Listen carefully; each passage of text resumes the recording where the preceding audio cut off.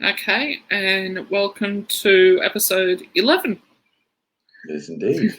Wow. I'm Rob, and this is Nat. Okay, so we're going to get into tonight's topic really quickly rather than fight us around, and we're going to talk about cancel culture, especially considering this week it's been brought up that the schools now want to cancel the usage of the words mum, dad, boyfriend, girlfriend, among other things, but they're the four ones I want to focus on because whether we like it or not, whether you come from a traditional family of mum and dad, or you come from a family where it's got two dads or two mums, you still technically got a mum and a dad. Like it took a female and a male to produce you. So you've got the nuclear family and these great new parents that have come on, and whether they adopt or whether they use a surrogate or a sperm donor, you've still technically got a mum and a dad, like in the definition term. In addition, their friends do. So even if they don't happen to know their mum or their dad, which may be the case, they have friends that do. These are terms that are in our society, that are in all societies. In fact, I remember reading at one point that the words for mum and dad are simple in every language, so that essentially young children can say them. Yeah. It's a common human experience. Yeah, and I've actually been watching. I've been watching on Netflix. I'll do a little bit of plug here. Kim's Convenience, which I think they use sounds a Greek or Italian where it's like Omar and Opar. So that's what I'm saying. It sounds like. I know it's not that, but well, you're 100% right. It's simple terms that is in all languages. That's right. This is a common human experience, and here we are. They're trying to erase it, or to put it another way, they're trying to cancel it. Yes, and so it's apparently supposed to be part of the LGBTQI, and I'm really sorry, I probably got those letters mixed up. Community that wants this cancelled. Now, I've spoken to a couple of friends of mine, one being a gay male and one being a bisexual transgender female. Neither of them have a problem with the terms mum and dad, boyfriend, girlfriend. And I didn't go into what the other problems were at schools, because these are the four words. I feel, as a 50-year-old woman, if I was dating someone, I'd feel a bit funny saying he's my boyfriend, because it does seem a bit juvenile. It does feel like you're back in high school and you're holding pinkies and you're making on your mum's lounge. But it's still boyfriend and girlfriend. It's still husband and wife, or husband and husband, wife and wife. I'm not being discriminatory towards that. And it's still mum and dad. So even if you got two dads, you're still saying dad and dad. Yeah. If you got two mums, you're still saying mum and mum. I actually like it when I hear an older couple using boyfriend and girlfriend. I was actually at a Liberal Democrats function a couple of years ago. I'm not involved in that party at all, but happened to be at an event. And they actually helped us out with the March for Men in 2018. But in any case, and there was a gentleman there, and he introduced this lady. They were around our age, and introduced this lady as his girlfriend. And she sort of commented on the term at the time, and I said, I actually thought it's really nice, being young at heart. It is. I think it's still. I think now if I use it, it's come back around again to. I'm at the age now where it makes me feel youthful. Yeah. I think in mid to late 20s to now, it did feel juvenile. So I always said my partner, but that sounds cold. So it's one of those terminologies that I think comes back around. I think between like 25 to 45, it does seem a little bit juvenile, but you come 50 and it's like, I'm going to grab a hold of any part of my youth I can. That's exactly. I was just going to say, we're old enough. We're actually trying to embrace any part of the youth we could hold on to. Absolutely. Yeah. But it's not just so. I specifically reached out to these friends of mine to ask them if they were okay with this terminology. So I think I've covered the spectrum of it: transgender, bisexual, and gay. That they don't have a problem with the terms. One of them even said that they don't speak to their father. They haven't spoken to their father for many, many years, but they still consider that person their father, their dad. If they saw him, they'd call him dad. Exactly. And it goes back to many, probably about 5 years ago now, where they wanted to change Father's Day to Special Persons Day. And we've discussed this before, where Woolworths brought out a cake, those mud cakes they have on special for like $5, and it had Happy Father's Day, Happy Father's Day, and there was one that said Happy Special Persons Day. And there was an uproar, and quite rightly so. There should have been an uproar, because when it's Father's Day, we celebrate all fathers, whether it's a father figure, whether it's a stepfather, whether it's a grandfather, or whether it's your dad. We celebrate that male role model in our life that is treated as like their child. And I actually said that during my speech for the March for Men. I said it may not be the biological father, it could be a grandfather or another man, or whatever, the kid. It does not have to be your biological father. It doesn't have to be the person who produced the sperm to be the father. Exactly. And then a couple of years later, there was a preschool that tried to do it for Mother's Day. And there was a massive uproar, because all of a sudden it had something to do with women, and people going, no, no, no, no. And we stood up there and said, quite rightly so, no. But where were you a couple of years ago when they tried to do this to Father's Day? So the one, when there was about Father's Day, which is a few years ago, the academic that sort of led that in Australia has an unusual name, but I think her name was something like Red Ruby Rose. I hope I'm getting that right. But I gather that was not her birth name, but that was the name that she goes by. I believe it's Red Ruby Rose. But I think I've heard of her. Now, so we've discussed that. I'm furious about it because I'm a mum, you're a dad. Do not take that. That's one title I am proud of. Do not take that away from me. Several years ago, I actually saw a scan of a form that had been produced by a school, and just recently, actually, I was trying to see if I could get a copy of it, actually. But in the form had sort of the category of person who was, as adult, who was signing the form for the child, approving an extracurricular trip or something like that. And it had mother, and it had a few other things, and it had the final box was other and specify, and this guy had ticked the other box and written father because they hadn't put a box in for father on the form. So I'm going to try to find a copy of that, actually, if we can. It's just so disgusting. Like, how can you cancel out 50% of this child? Because that's basically what it is. I'm 50% of my mother, I'm 50% of my father. I've done a DNA test. Trust me, that 50% of that DNA would be my mum's side of the family. 50% of that DNA would be my dad's side of the family. That spit into a freaking tube. I nearly vomited at the thought of it. But why are we cancelling all these things out? Like, we do this every week. We discuss things before we go live. There is a list of things that have been cancelled. So one of the things that they tried to link again to the LGBTQ community was Paul's Golden Gay Time. Mm-hmm. So for those who don't know, Paul's Golden Gay Time is a very popular ice cream here in Australia. My personal favourite in Australia when I lived overseas, and I'm not kidding, I used to miss the fact that I couldn't have a Golden Gay Time. So it's about 10 years ago. Paul's is the name of the company, of course.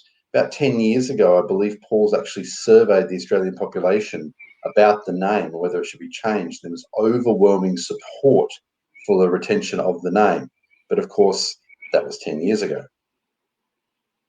And But now, back.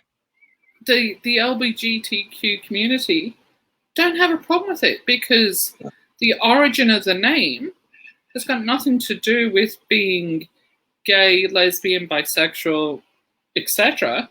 It's got to do with the old-fashioned term of gay, which is happy and joyful and the ice cream itself, which is usually just called gay time in Australia. So if you say to someone, maybe a gay time, when you go to the servo, which is a very Australian thing to say, then they'll know what you mean. And it's quite old. I actually don't know how old they are, but it's been around for decades. They were certainly around when I was a kid, and they were not new then.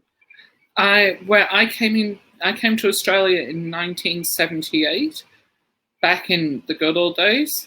There was the usual golden gay time that we've got now, and although we've added on other flavours, there was two when I came to Australia. There was also a chocolate one. After a couple of years, because the chocolate one wasn't selling so well, I guess they just stayed with the original. Yeah, no, it's a classic gay time for me, thanks. Yeah, and then so with the golden gay time, the word gay time has got to do with an origin of the word gay. Now we're going to move on to coon cheese, which has changed. I'm not going to promote what the new name is now because I'm never going to buy it. Again, for non-Australians, Coon is a brand of cheese here in Australia. It's named after the actual. Some people, I used to think it was named after the person who founded it here. It's actually not. It's named after. I've got it open here, so I've got Wikipedia open. The company formally stated that the name derived from the American cheesemaker Edward Coon of Philadelphia, who patented a method in the US in 1926 of fast maturation of cheese via high temperature and humidity. So that's where the word coon came from. And I gather that means that in Australia, when they founded the company, people were familiar with the cooning process, and it was considered to be a valuable thing to associate the cheese with.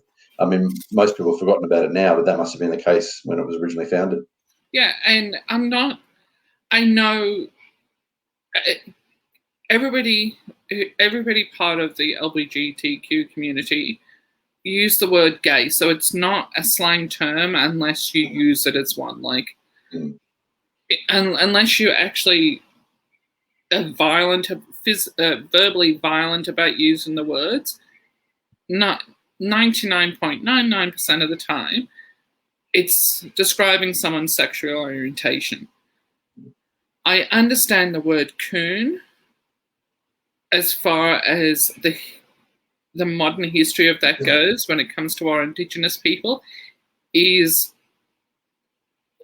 a horrible term to call anybody, but the cheese itself had nothing to do with the bad slang term.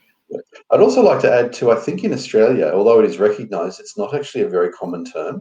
So I would suggest that it's not often that it would actually be used as a positive term in Australia. I think perhaps in other countries, yes, but here I don't think so. There are other terms, obviously, that will be used, but I don't think that one gets much attention. No, and I do understand that the use of the word doesn't matter what you wrap this word up in. It is a horrible word to use against our Indigenous community. But the origin of the cheese has got nothing to do with the cheese. And I'm going to say something now. That's right. It's not going to be the last time I've say it before the video is over. Context is important. Okay. Now, when I was doing my homework for tonight's episode, I came across a comedian I absolutely love he's Fluffy, or Enrique, not Iglesias, Enrique, no. Blah, blah, blah. I'm sorry, Enrique. I just know you was Fluffy, and he's so funny. But he's doing the voice for Speedy Gonzalez. in the upcoming movie Space Jam 2. Speedy Gonzales has been cancelled because it's apparently racist against Mexicans. Now, Enrique, or Fluffy, sorry, it's just Fluffy, is American Mexican. And he's even saying, it's not racist. The Mexicans are saying, it's not racist. We love him. We love Speedy Gonzales. So it's, where is all this cancel culture coming from when the people who it's supposed to be offending aren't offended?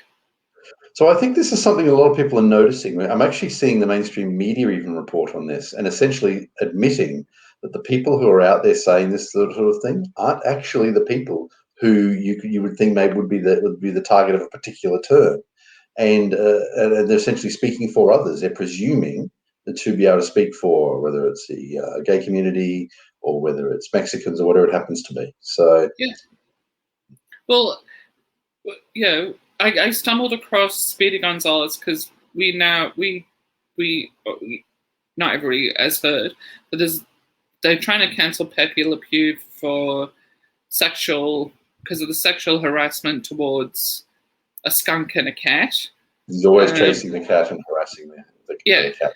Now, look,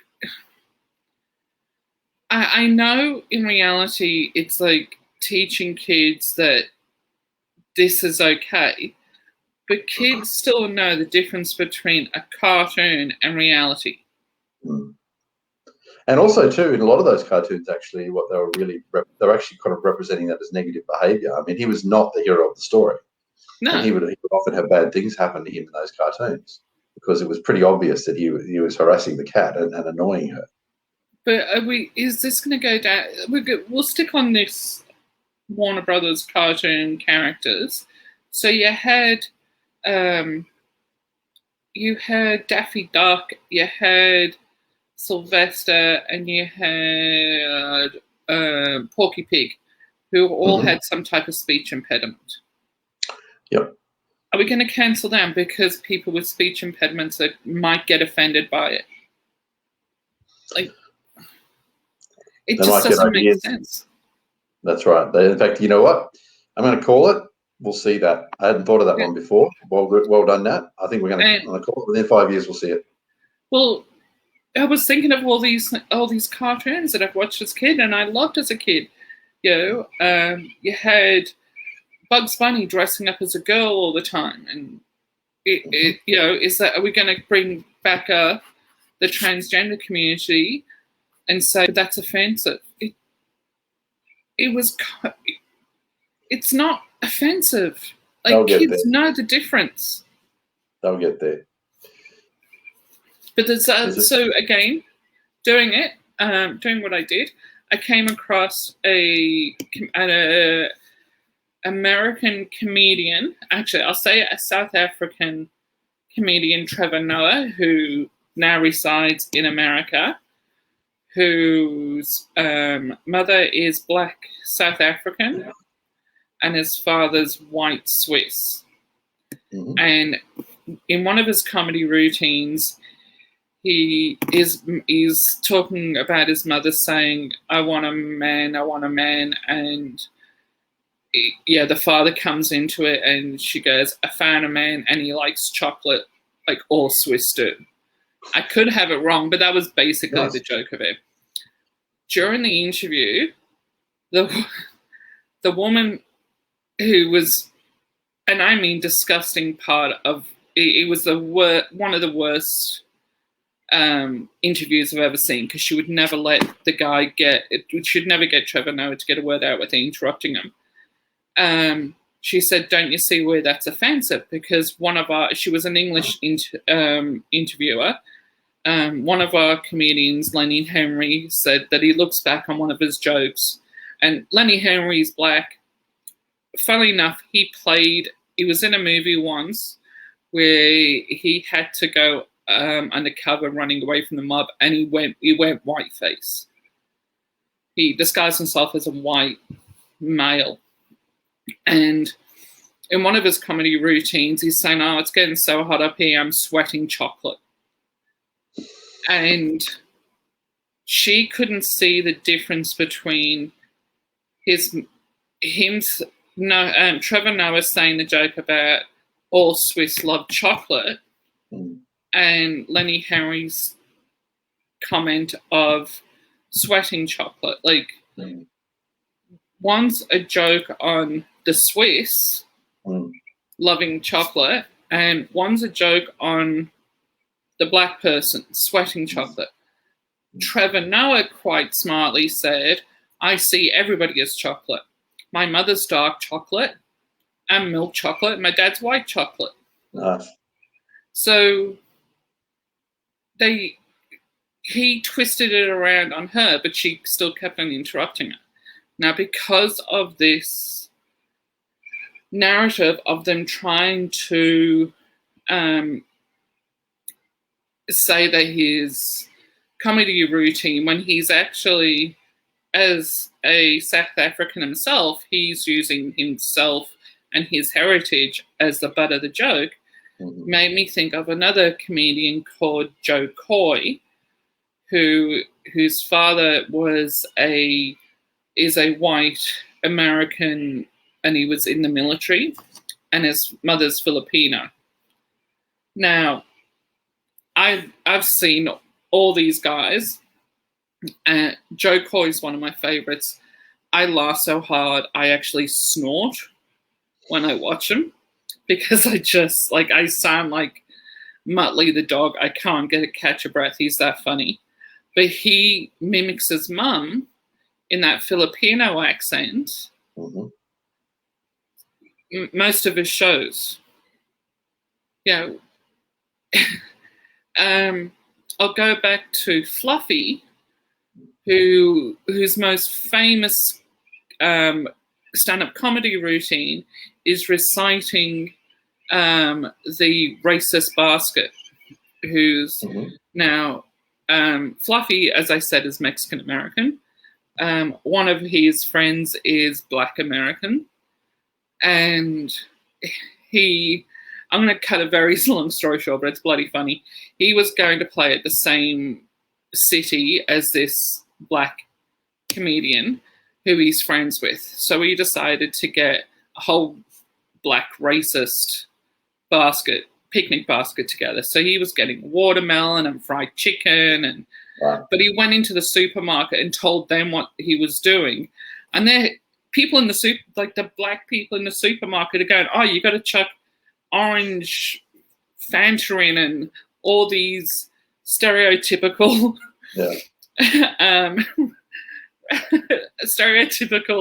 Black American things in the basket, and then took it to the hotel and asked the concierge to take the basket up.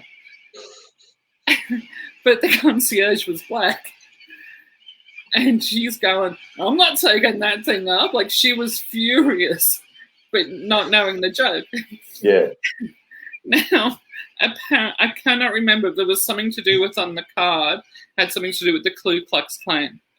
So they took the basket up and they knocked on the door, and they said, "There's a gift basket here for you, sir." And he opened it up, and he's going, and he's opening up and, "Oh, food," but read the card, and it was, this whatever had to do with the Ku Klux Klan. And all apparently you heard was him swearing from behind this hotel room, and then Fluffy would knocked on the door with Fluffy's manager, Fluffy's stage presence, and this black comedian opened the door and just saw him and knew exactly what it was. But the first thing that the black comedian said was, "I'm really, when I first got it, I was like, oh, good lunch." Like, he didn't even see the racist connotation in the basket. But this is what I mean. If Joe Coy and Fluffy and Trevor Noah all use themselves as the butt of the joke as far as their race is concerned, and they're most famous in their cultures, who's hurting? It's not. Why should I be offended? Yeah, that's what Mel Brooks was doing actually decades ago. I guess it's been a mainstay of comedy. But Mel Brooks, for example, would really play off various aspects of Jewish culture. And if you look at the History of the World Part One, for example, Yeah, I mean, the History of the World Part One actually ends with a segment called Jews in Space. yeah. So the thing is, though, Mel Brooks has actually said that a lot of stuff couldn't be made now It because of couldn't, cancel like, culture. Blazing Saddles, History of the World That's Part One. It's good to be the right. king. You know, That's right. it's like, why are you cancelling these things? Who's cancelling these things? Who's calling for these to be cancelled? As much as I still think cancelling Coon Cheese wasn't right, a tiny part of me does understand it. Everything else, it's like, why are you cancelling these? Who's cancelling these things? Like, who? Going forward, that's going to be called cheer cheese, by the way.